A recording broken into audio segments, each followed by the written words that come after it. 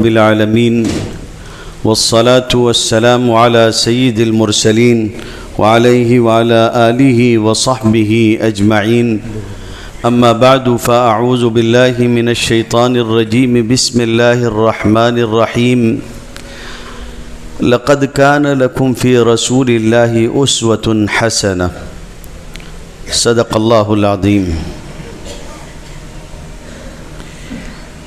میرے عزیزو دوستو، زندگی گزارنے کا نہج کیا ہونا چاہیے؟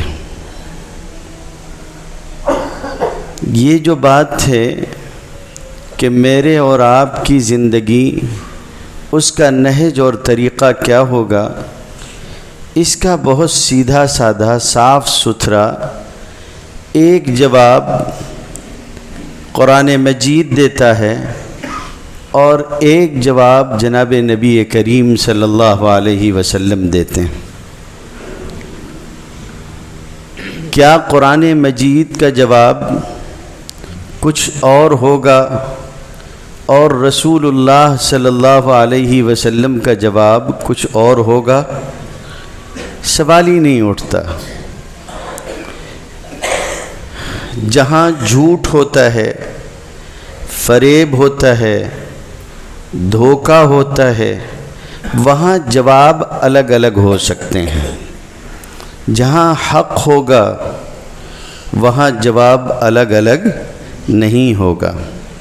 قرآن مجید نے اپنے بارے میں یہ بات ارشاد فرمائی خود، یعنی اللہ رب العزت اپنے اس کلام کے بارے میں فرماتے ہیں افلا يتدبرون القرآن ولو كان من عند غیر اللہ لوجدوا فیہ اختلافا کثیرا۔ کیا ان لوگوں نے قرآن مجید میں غور نہیں کیا؟ اگر یہ اللہ کے سوا کسی اور کے پاس سے ہوتا تو یہ اس کتاب میں بہت ساری ایک دوسرے کے مخالف باتیں پاتے ہیں۔ دنیا میں مصنفین کتابیں لکھتے ہیں، ان کا دورانیہ کسی کا سال 2 سال ہوتا ہے، کسی کا اور زیادہ ہوتا ہے۔ بہت محنت سے بہت لمبے عرصے تک کوئی لکھے تو 10-15 سال تک کتاب لکھے گا۔ امام بخاری کی طرح 16 سال میں بخاری شریف لکھی۔ قرآن مجید 23 سال تک اترتا رہا۔ قرآن مجید 23 سال تک اترتا رہا۔ کوئی آیت ایسی نہیں ہے کہ جو دوسری آیت کے مخالف ہو۔ کوئی انسان اگر ایسا کر رہا ہوتا نعوذ باللہ تو 23 سال میں سینکڑوں مرتبہ ٹھوکر کھاتا۔ پہلے کچھ بولا تھا، اب کچھ کہہ رہا ہے۔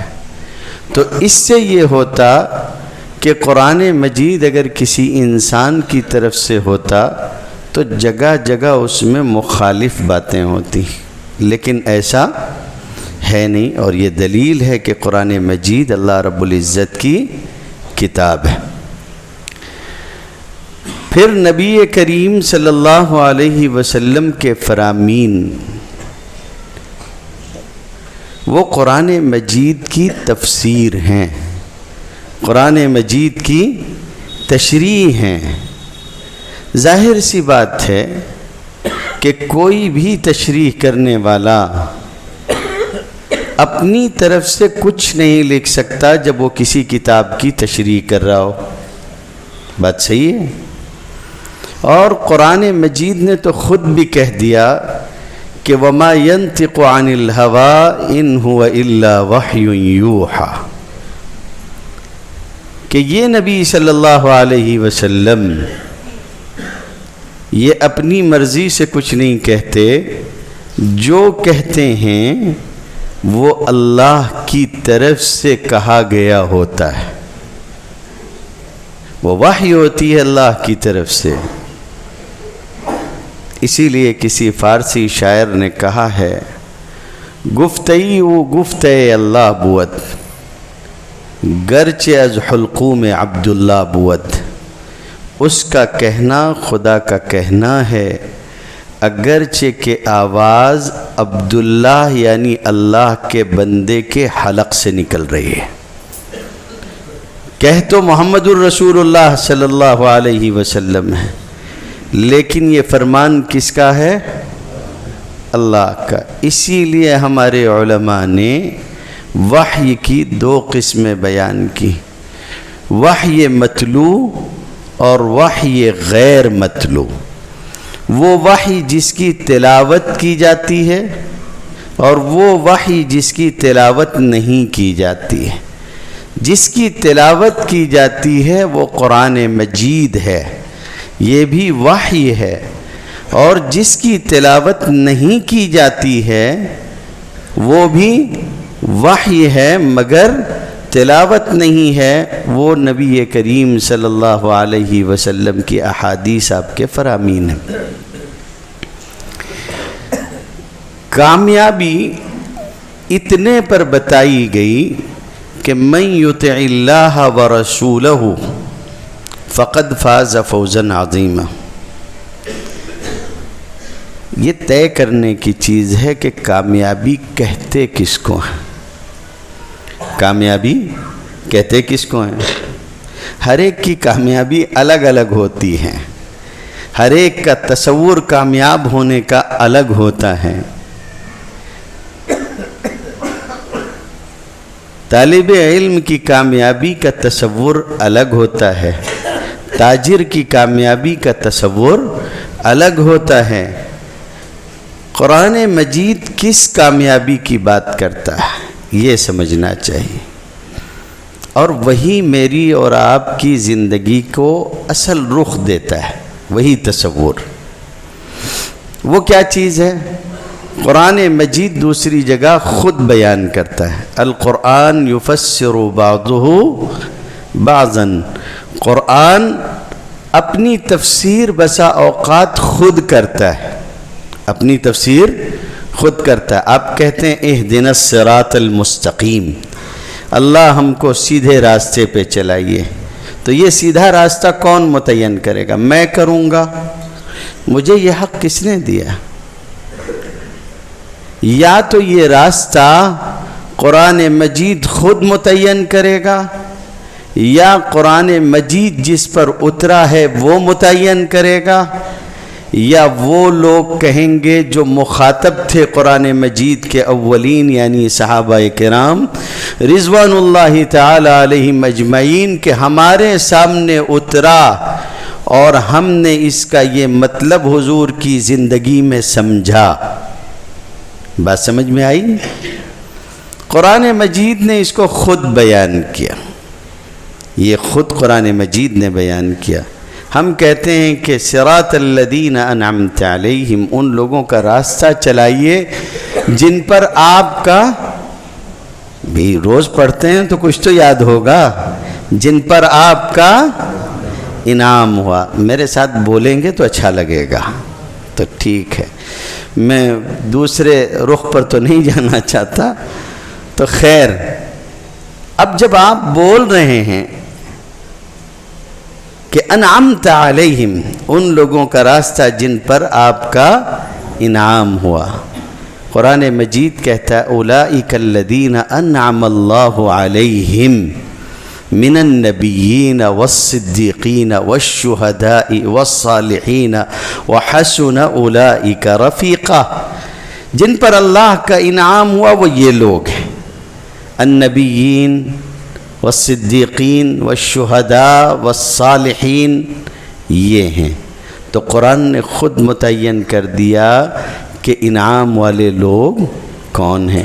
ایک جگہ ایسا نہیں ہے، کئی جگہ قرآن متعین کرتا ہے. صحابہ گھبرا گئے، ایک آیت اتری الذین آمنوا ولم یلبسوا ایمانہم بظلم اولئک لہم الامن وہم مہتدون. جن لوگوں نے ایمان قبول کیا اور اپنے ایمان کو ظلم سے خلط ملط نہیں کیا. بھائی ظلم تو چھوٹی چھوٹی چیزوں میں بھی ہو جاتا ہے، اللہ کے معاملے میں بھی ہو جاتا ہے، بندوں کے معاملے میں بھی ہو جاتا ہے.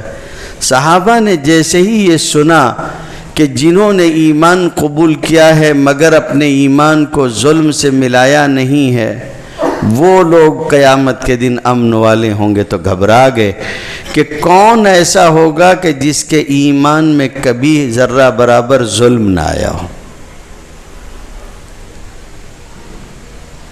حضور صلی اللہ علیہ وسلم تک ان کی یہ تشویش پہنچی، تو آپ صلی اللہ علیہ وسلم نے فرمایا معنی یہ نہیں ہے، معنی وہ ہیں جو اللہ نے قرآن مجید میں دوسری جگہ بیان کیے۔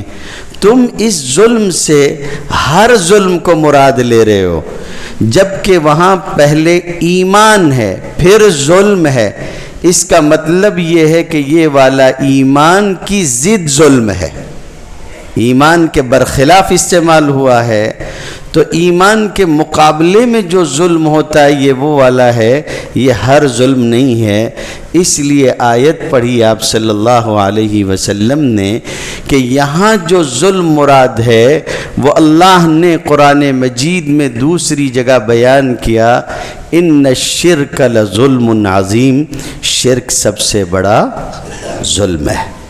یہ والا ظلم مراد ہے جنہوں نے ایمان کیا اور ایمان میں شرک کو شامل نہیں کیا۔ تو رسول اللہ صلی اللہ علیہ وسلم نے ایک بات بیان کی، ایک قرآن نے بیان کی۔ اللہ کے رسول کے بارے میں قرآن مجید نے ہم لوگوں کو جو کامیابی کا نسخہ دیا، تو کامیابی کو ذکر کرتے ہوئے یہ بیان کیا قرآن نے، کامیابی کون سی؟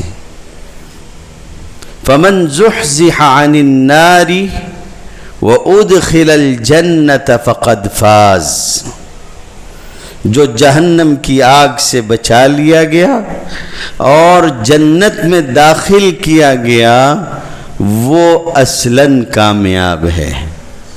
کامیاب وہ نہیں ہے جو دنیا میں کوئی دعویٰ کرے، کسی اور چیز میں کوئی میڈل حاصل کر لے، کامیاب وہ نہیں ہے۔ کامیابی کب پتہ چلے گی؟ کامیابی کب پتہ چلے گی؟ کامیابی پتہ چلے گی فَمَنْ زُحْزِحَ عَنِ النَّارِ وَأُدْخِلَ الْجَنَّةَ، اس دنیا میں ہوگا، جنت میں جو داخل کر دیا جائے اور جہنم سے بچا لیا جائے وہ کامیاب۔ تو یہ کب ہوگا؟ یہ یہاں نہیں ہوگا، یہ وہاں ہوگا۔ اور اس کا فیصلہ کون کرے گا؟ اس کا فیصلہ میں اور آپ کریں گے؟ اس کا فیصلہ وہ کرے گا جو شروعات ہی میں اپنے بندوں کو کہے گا ہاں اب تم آئے ہو تو ذرا ایک سوال کا جواب دے دو، لمن الملک اليوم، آج بادشاہت کس کی ہے؟ دنیا میں تو بہت ہوتے تھے اور بادشاہ کہلاتے تھے، خود اللہ تعالیٰ نے قرآن مجید میں فرمایا ان الملوک اذا دخلوا قریۃ افسدوها، دنیا کے بادشاہوں کو بھی اللہ نے بادشاہ کہا کہ یہ ظاہراً بادشاہ ہیں، لیکن قیامت کے دن اللہ پوچھے گا میرے بندو آج بتاؤ بادشاہت کس کی ہے؟ تو لوگ مجبوری میں، فرما برداری میں، جو فرما بردار وہ فرما برداری میں، جو کافر و مشرک تھے وہ سب سر جھکا کے کہیں گے للہ الواحد القہار، آج اور کوئی نہیں، ایک اکیلے زبردست کی حکومت ہے، بس کوئی اور نہیں باقی رہا۔ اور یہ آج بھی ہے، ظاہراً دنیا میں لوگ بادشاہ ہو جاتے ہیں، یہ بادشاہ وہ بادشاہ، تو نتیجہ تو وہاں جا کے سامنے آئے گا، لیکن اس نتیجے کے لیے، اس امتحان کی کامیابی کے لیے، اس کامیابی کے لیے جو پرچہ تھا اللہ نے اس کو مبہم نہیں رکھا۔ جیسے ہمارے ہاں ہوتا ہے کہ پڑھا تو دیتے ہیں سب، لیکن کہتے ہیں کہ اب امتحان میں اپنے طور پہ پوچھیں گے، بندے کی جان سولی پہ اٹکی رہتی، پتہ نہیں کیا پوچھیں گے۔ کچھ لوگ پریشان رہتے ہیں، پتہ نہیں سامنے سے کیا پوچھ لے گا، تو اب ایسا ہوتا ہے کہ پرچے چھپائے جاتے ہیں، اس میں بھی لوگ پرچے لیک کرنے کی کوشش کرتے ہیں، کتنا تماشا ہوتا ہے۔ اللہ نے کیسا احسان فرمایا کہ کوئی سوال چھپایا نہیں اور کوئی چیز مبہم رکھی نہیں، سب بتا دیا کہ ہم کیا کریں گے۔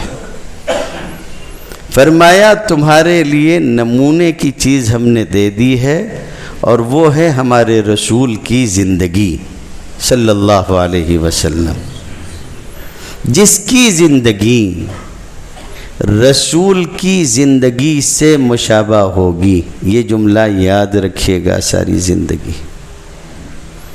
زندگی یاد رکھیے گا۔ قرآن پڑھو گے، بعض انبیاء کو کہا گیا ہے پیچھے مڑ کے دیکھنا نہیں، پیچھے مڑ کے دیکھنا نہیں، عذاب آئے گا نکل کے چلے جانا، تمہارے گھر کے کچھ لوگ اس عذاب میں رہ جائیں گے۔ اِلَّا امْرَأَتَكَ إِنَّهُ مُصِيبُهَا مَا أَصَابَهُمْ، اس کو وہ پہنچ کے رہے گا جو تمہاری ہلاک ہونے والی قوم کو پہنچے گا۔ مڑ کے دیکھنا نہیں، تم میں سے کوئی نہیں دیکھے گا، تمہاری بیوی دیکھے گی۔ وَلَا يَلْتَفِتْ مِنْكُمْ أَحَدٌ إِلَّا امْرَأَتَكَ۔ بات سمجھ میں آ رہی ہے؟ قرآن مجید میں پڑھو گے، نوح علیہ السلام اپنے بیٹے کو کہہ رہے تھے یا بنی ارکب معنا ولا تکن مع الکافرین، ہمارے ساتھ ہو جاؤ، کافروں کے ساتھ مت ہو، ایمان قبول کرو، ہمارے ساتھ شریک ہو جاؤ۔ اس نے کہا قال سآوی الی جبل یعصمنی من الماء، میں طوفان آئے گا پہاڑ پہ چڑھ جاؤں گا اور پہاڑ مجھ کو بچا لے گا۔ تو آگے سے نوح علیہ السلام نے کہا لا عاصم اليوم من امر اللہ الا من رحم، آج اللہ کے فیصلے سے اللہ کے سوا کوئی نہیں بچا پائے گا، جس پہ اللہ رحم کر دیں گے وہی بچے گا۔ اور یہ سارا قصہ چلی رہا تھا، قرآن کہتا ہے وحال بینہم الموج فکان من المغرقین، ان کے اوپر، ان دونوں کے درمیان میں ایک موج حائل ہوئی اور بہا کے اس کو لے کے چلی گئی اور وہ ڈوب گیا، غرق ہونے والوں میں ہوا۔ کیا معلوم ہوا؟ اس کا تعلق خاندان نبوت سے تھا۔ خود نوح علیہ السلام نے اسے اپنا بیٹا کہا یا بنی ارکب معنا، کوئی شک و شبہ کی بات نہیں ہے، خود نوح علیہ السلام کہہ رہے ہیں کہ میرے بیٹے۔ لیکن ان سب کے باوجود یہ ہوا کہ وہ خاندان نبوت سے تعلق رکھنے کے باوجود ہلاک و برباد ہو گیا۔ کیوں ہلاک و برباد ہو گیا؟ اس کا واحد جواب قرآن کی زبان میں یہ ہے کہ وہ اپنے عمل سے آپ کے ساتھ ہونے والوں میں شریک نہیں تھا۔ لیس من اہلک انہ عمل غیر صالح، معلوم ہوا کامیابی کے لیے انسان کا طریقہ نبوت پر ہونا شرط ہے، طریقہ نبوت پر ہونا شرط ہے۔ اور صرف یہی بات نہیں ہے، ایک بات، بلکہ یہ قرآن نے کہا، آگے رسول اللہ صلی اللہ علیہ وسلم کا فرمان سنیے۔ آپ نے نجات والوں کو بیان کیا تو فرمایا کون ہیں؟ وہ لوگ ہیں جو اس طریقے پر ہیں ما انا علیہ و اصحابی، جس پر میں ہوں اور جس پر میرے صحابہ ہیں۔ زندگی ان کی طرح ہو، زندگی ان کی طرح ہو اور ان لوگوں کی طرح ہو جنہوں نے اپنی زندگی ان کی طرح بنائی۔ صحابہ کرام رضوان اللہ تعالی علیہ مجمعین نے اپنی زندگی رسول اللہ صلی اللہ علیہ وسلم کی زندگی کے اتنے مشابہ کر دی کہ وہ نبی نہیں تھے، رسول نہیں تھے، ان کا یہ مقام نہیں تھا جو نبوت کا مقام ہے، اس کے باوجود قرآن نے کہا فَإِنْ آمَنُوا بِمِثْلِ مَا آمَنْتُمْ بِهِ فَقَدِ اهْتَدَوْا، اگر یہ لوگ ویسے ایمان قبول کریں جیسے تم لوگوں نے کیا ہے، یعنی صحابہ کو کہا گیا، فرمایا تو لوگ ہدایت پائیں گے، یعنی ہدایت اور ایمان کی کسوٹی صحابہ کو قرار دیا۔ تو اب دو چیزیں ہو گئیں، حضور صلی اللہ علیہ وسلم کا طریقہ زندگی میں ہو، اور طریقہ بھی وہ دیکھا جائے گا کہ یہ رسول اللہ صلی اللہ علیہ وسلم کے صحابہ میں تھا یا نہیں۔ زندگی کے ہر مرحلے پر اس کی کوشش کریے گا۔ کوئی عمل ہو، اس پر اٹھا کر دیکھ لو کہ یہ کام حضور کے صحابہ نے کیا یا نہیں کیا۔ اگر تم یہ دیکھو کہ جماعتوں میں، گروہوں میں، لوگوں میں بہت سارے لوگ ہیں اور ہوں گے، ایک بلی چڑھی تھی ایک امام کے اوپر، یاد ہے نہیں یاد ہے؟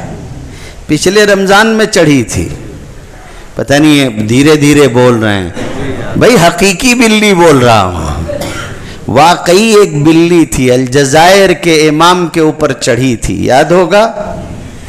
امام قرآن مجید پڑھ رہا تھا، تراویح میں تلاوت کر رہا تھا، کروڑوں ڈالر اسلاموفوبیا کے اوپر یہودیت پھینکتی ہے، اور وہ پوری کوشش کر کے دنیا کے جتنے بڑے میڈیا ہاؤسز ہیں وہ خرید چکے ہیں، جو وہ چاہتے ہیں وہ نشر ہوتا ہے۔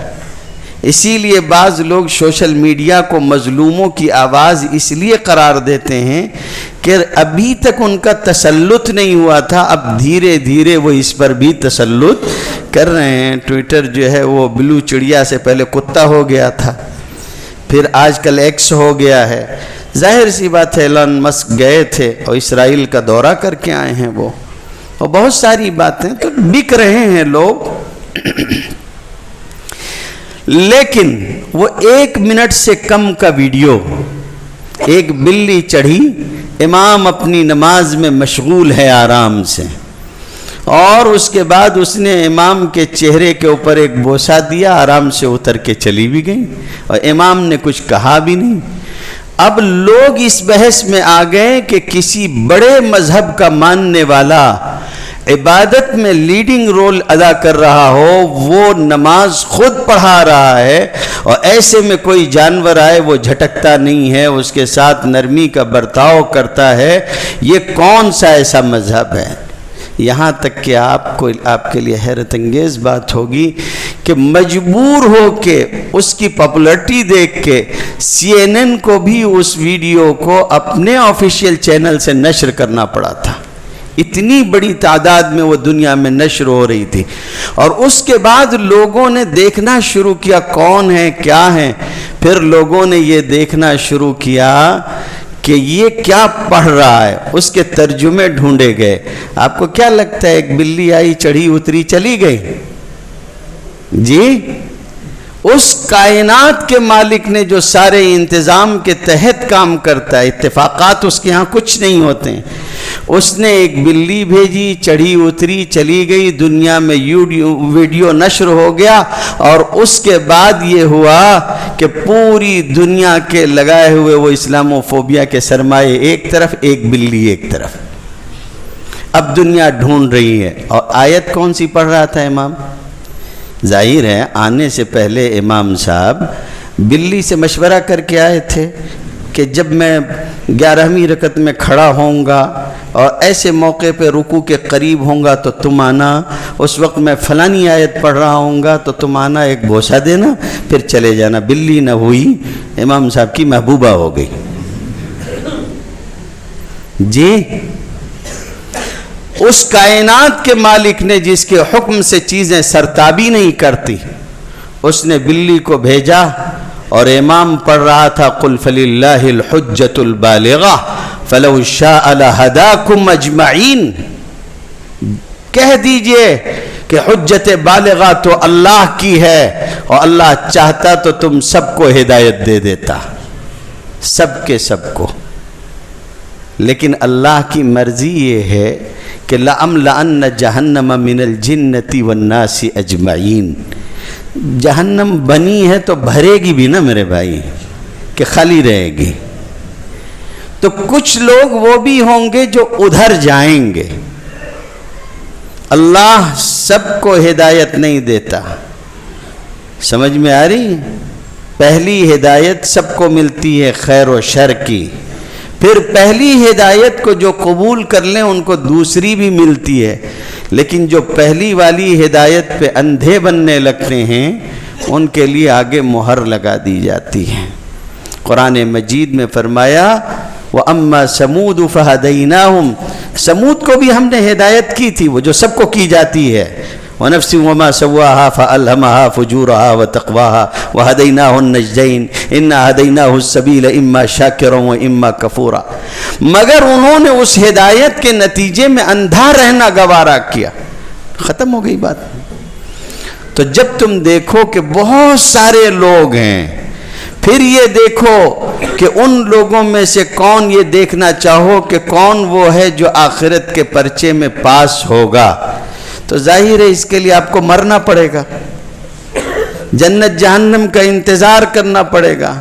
تو دنیا میں کیسے طے کرو گے؟ دنیا میں طے کرنے کا ایک ہی ذریعہ ہے کہ دیکھو کہ اتباع سنت ہے یا سنت کی مخالفت ہے، یہ دیکھو کہ وہ صحابہ کے ساتھ ہیں یا نہیں، اس لیے کہ خدا کی قسم میں خدا کے گھر میں بیٹھ کے یہ بات منبر سے عرض کر رہا ہوں آج، کہ خدا کی قسم حضور صلی اللہ علیہ وسلم سے محبت آپ کے صحابہ سے زیادہ کوئی مائی کا لال نہیں کر سکتا۔ وہ چنے ہوئے لوگ تھے، اللہ کا انتخاب تھے، اگر انہوں نے کچھ کیا محبت رسول میں تو وہ کسوٹی بنا، اور جو انہوں نے نہیں کیا وہ کتنا ہی کہتا رہے کہ یہ حضور کی شریعت ہے، گھر جا۔ بات سمجھ میں آئی؟ اس لیے کہ امام مالک رحمت اللہ علیہ نے فرمایا، کہنے لگے کہ شریعت اور دین تو رسول اللہ صلی اللہ علیہ وسلم کی زندگی میں مکمل ہو گئے تھے۔ آیت کب اتری؟ الیوم اکملت لکم دینکم، نعوذ باللہ حضور کے پردہ فرما جانے کے بعد وفات کے 10-20 دن بعد آئی تھی۔ یہودیوں کی طرح کا مزاج ہمارا نہیں ہے۔ توریت جو موجود ہے، عہد نامہ قدیم، اگر آپ اس کو پڑھیں گے جب وہ آدھے تک پہنچ جاتی ہے تو وہاں لکھا ہوا ہے کہ موسیٰ مر گیا اور موارات کی سرزمین میں دفن ہوا۔ یہ ان کے الفاظ ہیں، اس لیے ویسے ہی نقل کر رہا ہوں۔ موسیٰ مر گیا علیہ الصلاۃ والتسلیم اور موارات کی سرزمین میں دفن ہوا، تو سوال یہ اٹھتا ہے باقی توریت کس کے اوپر اتری؟ جی سمجھے نہیں سمجھے؟ تو یہ جو قرآن مجید کی آیت ہے حضور کی زندگی میں ہی اتری ہوگی نا، قرآن تو حضور کی زندگی میں مکمل ہوا۔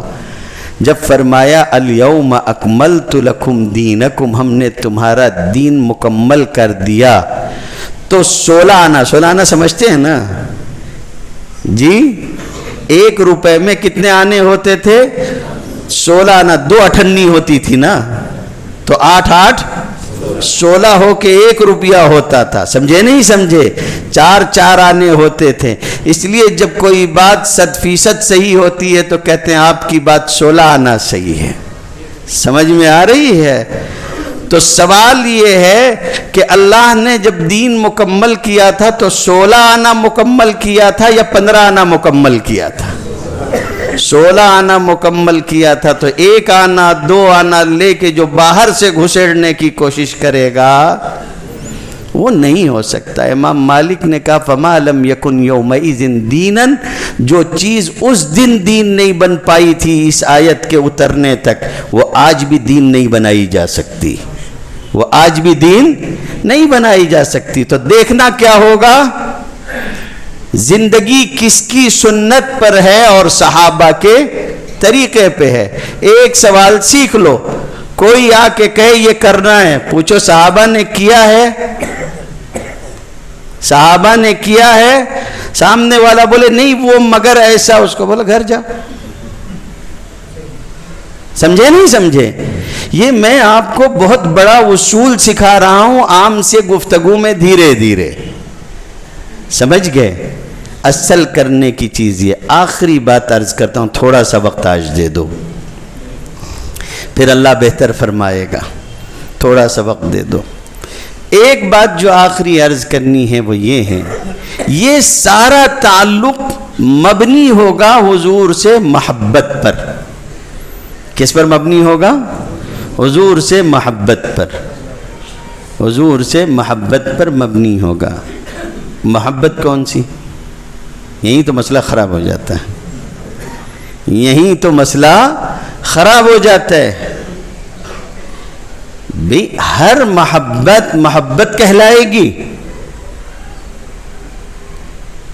بھی آپ کو اللہ سے بہت محبت ہے, اس لیے آج سے آپ یہ کریں گے کہ فجر کی نماز 2 رکعت ہے, مغرب کی نماز 3 رکعت ہے, عشاء کی نماز 4 رکعت ہے, ظہر کی نماز 4 رکعت ہے, عصر کی نماز 4 رکعت ہے. مغرب نہ 2 میں ہے نہ 4 میں.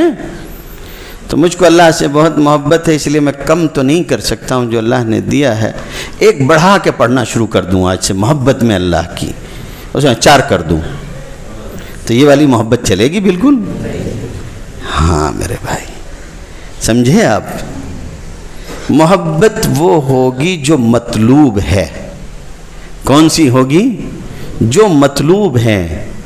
اگر میں آپ سے کہنے لگے آپ کہ مجھے حضور سے محبت ہے اس لیے میں یہ کر رہا ہوں, اور اس پر میں اگر آپ سے پوچھ لوں کہ اس کی دلیل شرعی کیا ہے, تو آپ کہیں کہ میں تو محبت کرتا ہوں, تم منافق ہو مجھ سے دلیل پوچھنے آئے ہو. یہ کون سی بات ہوئی میرے بھائی؟ محبت جب تک بطریق سنت و شریعت نہیں ہوگی محبت نہیں بنے گی. اس کے لیے بہت نیچے اتر کے ایک مثال دیتا ہوں, اس سے اس کا کوئی تعلق نہیں ہے, تقریب فہم کے لیے آپ سے کہتا ہوں. ایک آدمی ہے اجنبی, ایک اجنبیہ سے محبت کرتا ہے جس سے اس کا شریعت کا کوئی رشتہ نہیں ہے. یہ محبت جہنم میں لے جائے گی یا نہیں؟ جہنم میں لے جائے گی یا نہیں لے جائے گی؟ سمجھ میں آ رہا نہیں آ رہا ہے؟ تو بولیے نا تھوڑا سا. تو لے جائے گی نا. ایک آدمی ہے مسجد میں آیا, 2 گواہ ہیں, مہر دیا اس نے, ایک اجنبی عورت سے نکاح کی اور اب اس سے محبت کر رہا ہے. یہ محبت اس کو جنت میں لے جائے گی یا نہیں؟ مرد عورت تو وہی ہیں دونوں, اس کے بھی 2 ٹانگ, اس کے بھی 2 ٹانگ, اس کے بھی 2 ہاتھ, اس کے بھی 2 ہاتھ. پہلے بھی وہی دونوں تھے, خلاف شریعت تھے, آج شریعت کے موافق ہیں. معلوم ہوا چیزیں دائرے شریعت میں ہوتی ہیں تو ان کا اعتبار ہوتا, ورنہ ان کا اعتبار نہیں ہوتا. بات سمجھ میں آ رہی؟ اللہ تعالیٰ نے علماء دیوبند کو محبت اور شریعت دونوں کا جامع بنایا. بات سمجھ میں آئی؟ مگر ان کی محبت اندھی نہیں ہے. ان کی محبت اندھی نہیں ہے. وہ اپنی محبت میں اس کا خیال کرتے ہیں کہ میں جو کرنے جا رہا ہوں وہ شریعت کے موافق ہے یا نہیں. بات سمجھ میں آئی نہیں آئی؟ جیسے میں آپ کو ایک چیز سمجھاتا ہوں, کسی کی خدمت میں پہنچ کے سلام پیش کیا جاتا ہے تو کیسے پیش کرتے ہو؟ کھڑے ہو کے پیش کرتے. پہنچے تو کہتے ہو السلام علیکم, بزرگ ہیں ادب سے ان کے سامنے کھڑے ہوتے ہو. بات سمجھ میں آئی نہیں آئی؟ اب تم جب نماز پڑھتے ہو تو بھی حضور صلی اللہ علیہ وسلم پر درود و سلام دونوں پڑھتے ہو. جب تحیات آئی تھی تو اس موقع پہ صحابہ نے کہا قد علمنا السلام علیک, ہم نے سیکھ لیا آپ پہ سلام کیسے پڑھا جائے گا. السلام علیک ایھا النبی ہے نا, کہ آپ کے یہاں نہیں ہے, یہ بھی بڑا مسئلہ ہے. اچھا, تو صحابہ نے کہا سلام تو ہم نے سیکھ لیا, لیکن اللہ کے رسول वलाकिन कैफ नुसल्ली अलैक, ए नबी पाक सल्लल्लाहु अलैहि वआलिहि वसल्लम, सिखाइए कि हम नमाज में आप पे दुरूद कैसे पढ़ें, अल्लाह ने कहा है तो आप सल्लल्लाहु अलैहि वसल्लम ने सिखाया, अल्लाहुम्मा सल्ली अला मुहम्मद व अला आलि मुहम्मद कमा सल्लैता अला इब्राहीम। दुरूद इब्राहीमी सिखाया, दिल पे हाथ रख के बोलना। किसी माई के लाल का दरूद इस दरूद से अफजल हो सकता है? नहीं होगा तो बता दो, नहीं हो सकता। ये दुरूद इब्राहीमी है। सिखाने वाला खुद वो है जिस पे पढ़ना है, सिखाने वाला खुद वो है जिस पे पढ़ना है। और क्या सिखाया?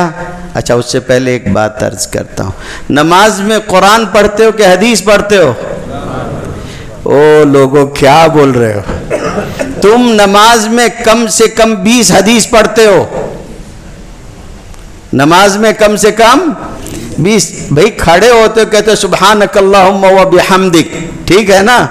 सना शुरू करते हो कुरान में जी, रुकू में कहते हो सुब्हान अल्लाह सुब्हान रब्बियल अजीम, आप सजदे में कहते हो सुब्हान रब्बियल आला, कायदे में पढ़ते हो कुरान है। आज कुछ खुल रहा है, नहीं खुल रहा है जी? खुल रहा है मेरे भाइयों। मैं अमूमन पढ़ने पढ़ाने के मिजाज का आदमी हूँ, लेकिन अब सोचा है कि इस तरह से भी पढ़ाएंगे इंशाअल्लाह ज़रूर। मुझको हैरत हुई जब लोग मुझसे ये पूछते रहे कि मसला क्या है। मैंने कहा ये तो तुमको मुझसे कहना था कि मसला ये है। अगर तुम नहीं समझ पा रहे हो तो इसका मतलब है कि मुझे मुस्बत तौर पर मेहनत करनी होगी। अल्लाह हम सबको तौफीक अता फरमाए। तो क्या समझा रहा था? गायब हुए कि नहीं हुए? समझ रहे हो? अच्छी बात है मेरे भाइयों। मैं ये समझा रहा था कि दुरूद भी सिखा दिया और सलाम भी सिखा दिया। तस्बीहात हैं, सना है, किसी का मकाम अलग है, किसी का मकाम अलग है। आप खड़े हुए हैं तो आप कह रहे हैं सना पढ़ रहे हैं, सना पढ़ रहे हैं सुब्हानकल्लाहुम्मा, और आप कायदे में बैठे हुए हैं तो दुरूद पढ़ रहे हैं, सलाम पढ़ रहे हैं। ये भी तो हो सकता था कि अल्लाह दुरूद शरीफ को क़याम में रख देता, सलाम को क़याम में रख देता। लेकिन नमाज सिखाई तो ये किया, फरमाया सल्लू कमा रअयतुमूनी उसल्ली। नमाज कैसे पढ़ोगे? जैसे मुझको पढ़ता देखते हो वैसे पढ़ोगे, हुजूर ने फरमाया। और दुरूद और सलाम कहाँ पढ़ा गया? कायदे में पढ़ा गया, बेकायदे तो नहीं पढ़ा गया, कायदे में पढ़ा गया। अभी बात एकदम से क्लिक होगा दिमाग में, एक ज़ोर का झमाका और रोशनी होगी, समझ रहे हैं? और वो ये होगी मेरे भाई कि अब आप नमाज पढ़ते पढ़ते आपको एक मोहब्बत का गलबा हो गया। नमाज पढ़ते पढ़ते आपको एक मोहब्बत का गलबा हो गया, और आप दिल में ये कह लें कि अल्लाह आपने दुरूद और सलाम तो रखा था बैठ के, मगर मेरी मोहब्बत गवारा नहीं करती। और आप उठ के खड़े हो जाएं और फिर उसके बाद अत्तहियात और दुरूद पढ़ के अस्सलाम वालेकुम रहमतुल्लाह, अस्सलाम वालेकुम रहमतुल्लाह कर लें। नहीं भाई, क्यों करें? कि मोहब्बत से किया भाई, क्या गलत है उसमें? ये मोहब्बत नहीं, सही फरमाया मेरे भाई तूने, ये मोहब्बत नहीं है। मोहब्बत वो है कि तूने बिठाया है तो मैं बैठूंगा, तूने खड़ा किया है तो मैं खड़ा रहूंगा, इसके सिवा मैं किसी को नहीं देखूंगा, इसके सिवा मैं किसी को। वो जो हुक्म दें तो क़ुऊद है, वो जो हुक्म दें तो क़ियाम है। वो हुक्म दें तो बंदा बैठ जाए। हुजूर सल्लल्लाहु अलैहि वसल्लम नमाज पढ़ा के मुड़े, कोई बात याद आई, मजमा निकल के जा रहा है, आपने फरमाया लोगों बैठ जाओ। एक साहब वो हैं जो मस्जिद के बाहर हैं, वहीं दरवाजे पे बैठ गए, दहलीज पे। ये मिजाज कह दिया इतना तो इतने के आगे और। तो उलमाए देवबंद को अल्लाह ताला ने मोहब्बत का जो सलीका दिया है वो दायरे शरीयत में है, दायरे शरीयत से बाहर नहीं है। इसी पे शोरिश ने कहा था कि इसमें नहीं कलाम के देवबंद का वजूद, ہندوستان کے سر پہ ہے احسان مصطفیٰ. شورش کاشمیری نے کہا ہے اس میں نہیں کلام، اس میں کوئی کلام نہیں. محبت بطریق شریعت. سمجھ میں آ رہی؟ ایک واقعہ سناؤں گا، بات ختم کروں گا. زندگی میں بہت مرحلے آتے ہیں، کبھی پیچھے ہٹنا پڑتا ہے، کبھی آگے بڑھنا پڑتا ہے. ابھی لوگ اسی مخمسے میں کہ ہم لوگ کیا کر رہے ہیں. آپ لوگ صحابہ کے طریقے پہ چلو، اور وہ کیا ہے؟ امرہم شورا بینہم، ان کا معاملہ باہمی مشورے سے. اور مشورہ کون کرتے ہیں؟ ارباب حل و عقد و بڑے لوگ. ان پر چھوڑ دو. میں نے بھی خود چھوڑ کے رکھا ہے، جیسا بڑے بولیں گے ویسا اپنے کریں گے. اپنے کوئی بہت بڑے نہیں ہیں، یا بڑے میں کہ نہیں ہیں. سمجھ میں آ رہی ہے بات؟ بھئی بزرگ جو کہیں گے. ایک مرحلہ تھا، ایک بندہ آگے آ گیا، اس نے کام کر لیا، اس سے اس کی شخصیت کوئی بڑی چھوٹی نہیں ہے. بات سمجھ میں آ گئی؟ یہ ایک الگ بات ہے کہ علماء دیوبند میں لوگوں کی کمی نہیں ہے، ایک سے بڑھ کے ایک ستارہ ہے. یہاں جمیل مظہری کا ایک شعر سناتا ہوں، بہت پیارا ہے.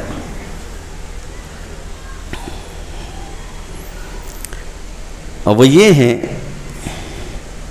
کہ کوئی آفتاب سے جا کے یہ کہہ دیں کہ اپنی کرنوں کو گن کے رکھ لے، میں اپنے صحرا کے ذرے ذرے کو خود چمکنا سکھا رہا ہوں. یہاں ہر ذرہ اپنی جگہ چمکتا ہے. بات سمجھ میں آ رہی؟ ہر ذرہ. آفتاب کے چمکنے کی بات نہیں کر رہا ہوں، جو آفتاب ہے وہ اپنی الگ روشنی ہے. یہاں ہر ذرہ اپنی جگہ چمکتا ہے.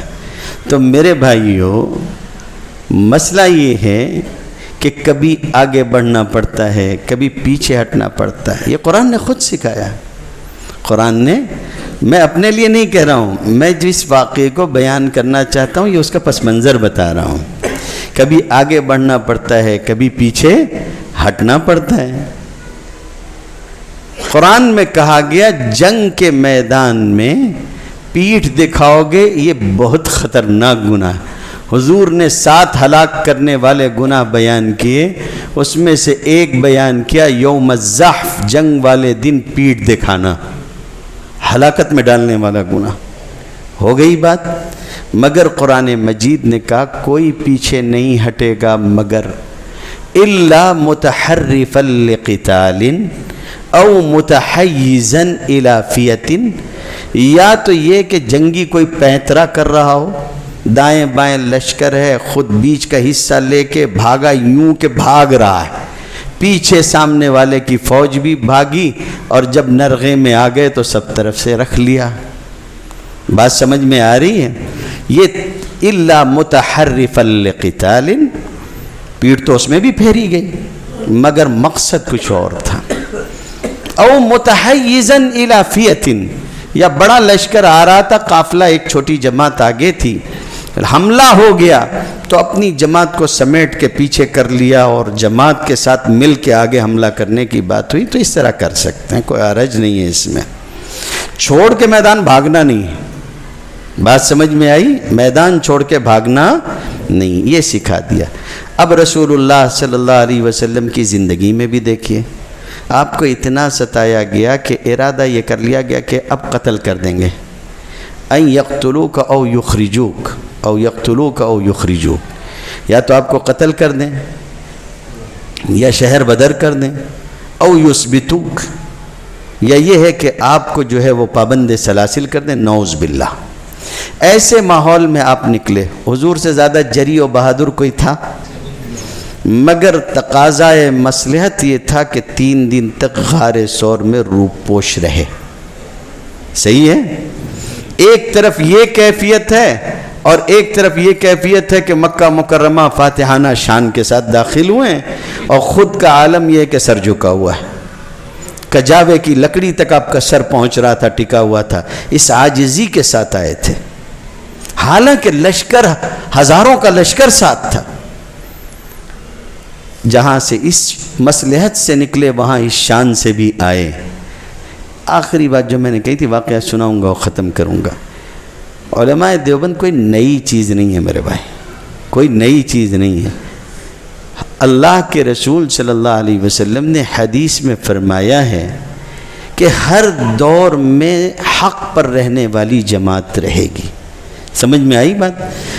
بر صغیر میں چونکہ شریعت کے اس مقام کے موافق حضور سے محبت کر کے اپنی زندگی اسی طریقے پہ بنانے والے جس طریقے پہ پیچھے سے صدیوں سے صحابہ سے لے کر سچے لوگ ہو رہے تھے، اس طریقے کو اختیار کرنے والی جماعت چونکہ علماء دیوبند کی تھی، اس لیے ہم نے کہا کہ ہم اپنی زندگی کے منہج میں دیوبندی ہیں۔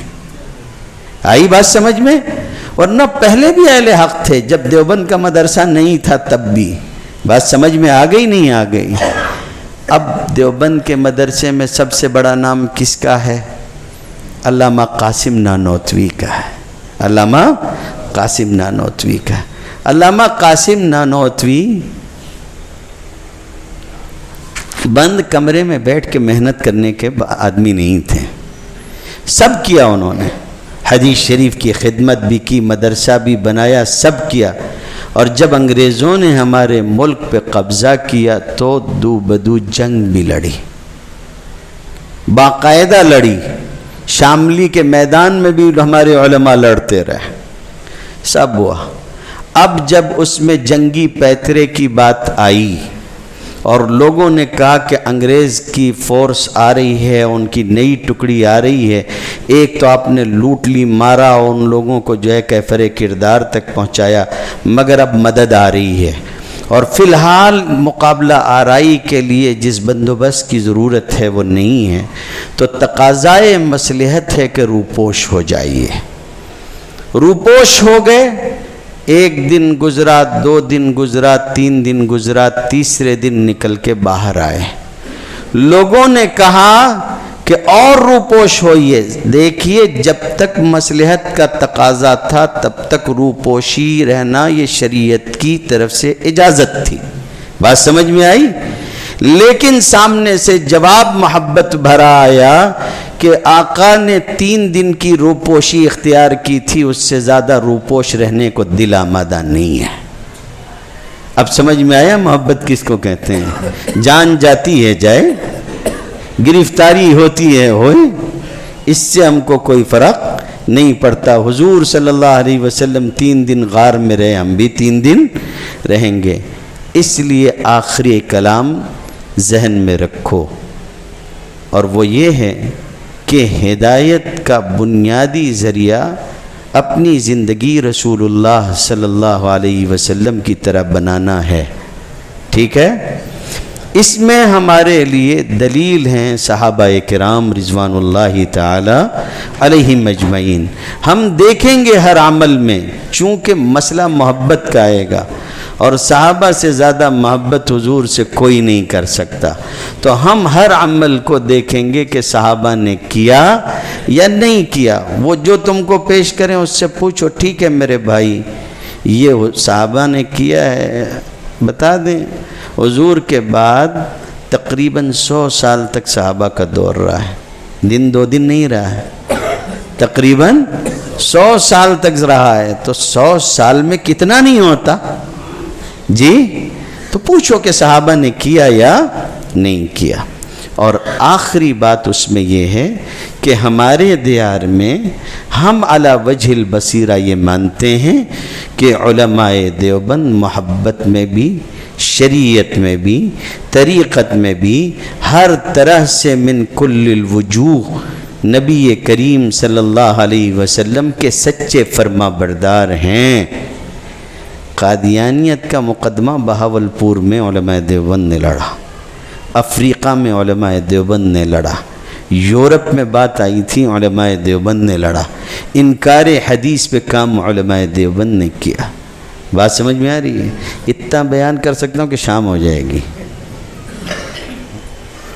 اتنا بیان کر سکتا ہوں۔ ہمارے بزرگوں نے جو کام کیا کم نہیں ہے، حضور سے محبت پہ جتنا کام کیا ہے میرے بھائی، اگر میں صرف یہ کہہ دوں کہ آجا اتنا وزن ہمارے پاس کتابوں کا موجود ہے کہ کسی انکار کرنے والے کا مقبرہ بھی بنانا ہو تو ان کتابوں سے مقبرہ بن جائے گا۔ اتنی کتابیں ہیں.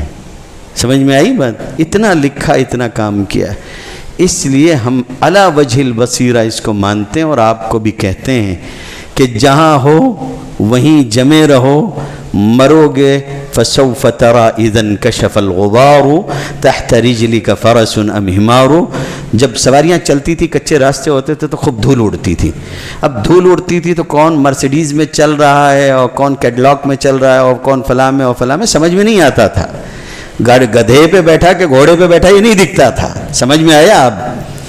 تو کوئی بڑ ہانکنے والا ہانک رہا تھا کہ میں تو عربی النسل گھوڑے پہ بیٹھا ہوں.